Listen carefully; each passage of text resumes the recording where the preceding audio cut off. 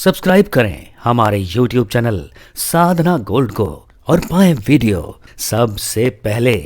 और हाँ, bell icon दबाना ना भूलें। हिरण्याक्ष का भाई है हिरण्यकश्यप। हिरण्याक्ष की मृत्यु हो गई तो हिरण्यकश्यप ने सोचा कैसे भी करके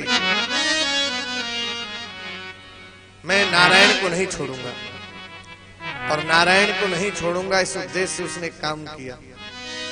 सोचा क्यों ना तपस्या करूं। आज वो तपस्या करने गया। देवताओं को मालूम था हिरण्याक्ष ने तपस्या की तो तीनों लोगों पर उसका आधिपत्य हो गया। अगर ये हिरण्यकश्यप करेगा तो निश्चित रूप से हमको भी कंदराओं में भटकना पड़ेगा। तो जैसे हिरण्यकश्यप तपस्या करने गया, एक सुख को भेज दिया। एक जगह तपस्या करने बैठा तो पीछे से आके सुख ने कहा नारायण नारायण नारायण। अरे यहां तो मेरे शत्रु का नाम जप रहा है। दूसरी जगह चला गया। दूसरे जगह गए तो वहां भी नारायण नारायण नारायण। तीसरी जगह गए वहां भी नारायण नारायण नारायण। उसी पल हिरण्यकश्यप लौट आया। आज नहीं तपस्या करूंगा। लौट कर घर पहुंचा। पत्नी ने पूछा स्वामी आप गए थे ब्रह्मदेव की तपस्या करने के लिए, क्या आपको तपस्या का फल मिल गया? नहीं। क्यों? वहां पे मेरे शत्रु का नाम जपने वाला आ गया। शत्रु का नाम जपने वाला कयाधु ने सुना तो नाम जपने वाला, इनके शत्रु तो हमारे भगवान नारायण ही हैं।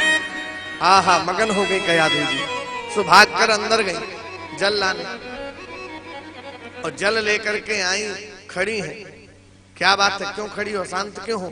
प्रभु बात ऐसी है ना, वो आपका जो शत्रु है उसका नाम क्या है? क्या करोगे जान के? मान लिया प्रभु आज नहीं कल तो आप तपस्या करने जाएंगे ही।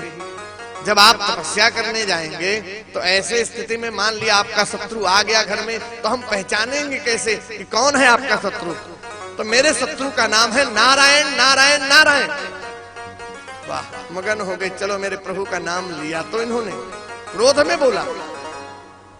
अब वो भाग के जल दे करके अंदर गई। आप बैठो मैं भोजन बनाऊं। अंदर गई और आटा लेकर के सानना शुरू ही किया था। हाथ में आटा लगा था, भागे भागे बाहर आ गई। क्या बात है प्रभु, वो जो अभी अभी आपने मेरे अपने शत्रु का नाम बताया ना, मैं भूल गई।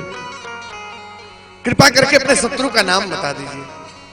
हाथ में आटा लगा है, क्रोध में आकर कहता उसका नाम है नारायण नारायण नारायण नारायण नारायण। अब मत पूछना। भोजन बनाया, भोजन की थाल सजाई, लेकर के आई। फिर पूछती है स्वामी क्षमा करना, आप जानते हो मैं बड़ी बली भुलक्कर हूं। आपने अभी भी अपने शत्रु का नाम बताया, कृपा करके अपने शत्रु का नाम बता देते तो मैं ध्यान रखूंगी, फिर आगे गलती नहीं होगी। अभी तो बताया था। भूल गई प्रभु। उसका नाम है नारायण नारायण नारायण नारायण नारायण नारायण नारायण नारायण। कई बार ऐसे करके बुलवाया। कहते हैं उस रात कयाधु के गर्भ हुआ और दूसरे दिन वो चल पड़ा कि आज मैं जब तक तपस्या पूर्ण करके नहीं हो जाएंगे, मेरी तपस्या पूर्ण तब तक मैं लौटूंगा नहीं। संकल्प करके आज जा रहा हूं। चला गया। कहते हैं जाने के बाद कयाधु के गर्भ में बढ़ने लगे। एक अलग प्रकाश सा दिखाई पड़ा।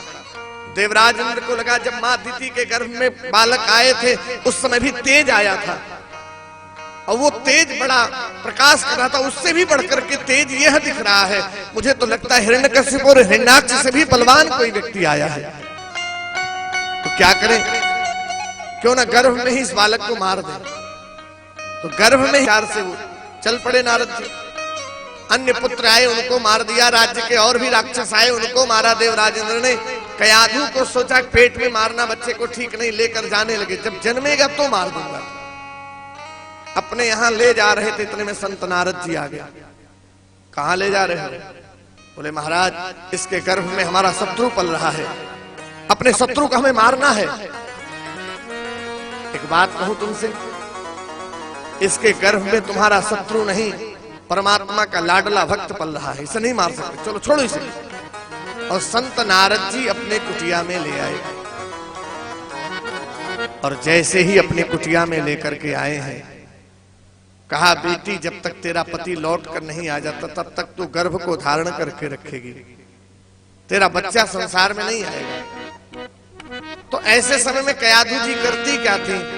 नारद जी महाराज नारद भक्ति सूत्र का ज्ञान उस बालक को गर्भ में रहते उनकी पत्नी कयाधु को सुना रहे थे। बालक गर्भ में पड़ रहा था। समय काल बीता और जैसे समय काल बीता हिरण्यकशिपु वरदान प्राप्त करके लौटा है। और जैसे वरदान प्राप्त करके लौटा, लौटने के बाद पत्नी नहीं है तो संत नारद जी ला करके पत्नी को समर्पित किया। और जब पत्नी मिल गई, समय आया उसके द्वारा बालक का जन्म, उसके द्वारा बालक का जन्म हुआ। नाम रखा प्रहलाद। अब प्रहलाद जी धीरे धीरे बड़े होने लगे। अच्छा, जब बच्चे बड़े हो जाएं तो स्कूल भी जाते हैं पढ़ने। तो गुरुकुल की परंपरा थी, गुरुकुल में ही रह करके बच्चे पढ़ते थे। आज भी गुरुकुल होते हैं, आज भी है, लेकिन उसमें डोनेशन जमा करो अधिक से अधिक, तब जा करके एडमिशन होता है और फिर उसमें रहने के लिए खर्च करके तब पढ़ाना पड़ता है। पहले गुरुकुल होते, चाहे राजा का बेटा हो चाहे रंग का बेटा, गुरुजी ही सारी व्यवस्था करते थे, उस बच्चे को पढ़ाते थे, किसी के अधीन नहीं रहते थे। वो परंपरा वही आज भी है, लेकिन थोड़ा सा परिवर्तित है। तो आज गुरुकुल में पढ़ रहे थे प्रहलाद जी। हिरण्यकश्यपु ने सोचा क्यों ना अपने बेटे से मिलाऊं। तो बेटे से मिलने गए। बेटे से पूछा, क्या पढ़ा है बेटा? पिताजी, मैंने पढ़ा है श्रवणम कीर्तनम विष्णु स्मरणम पाद सेवनम अर्चनम वंदनम दास्यम सख्यमात्म निवेदनम। मैंने पढ़ा है पिताजी श्रवणम।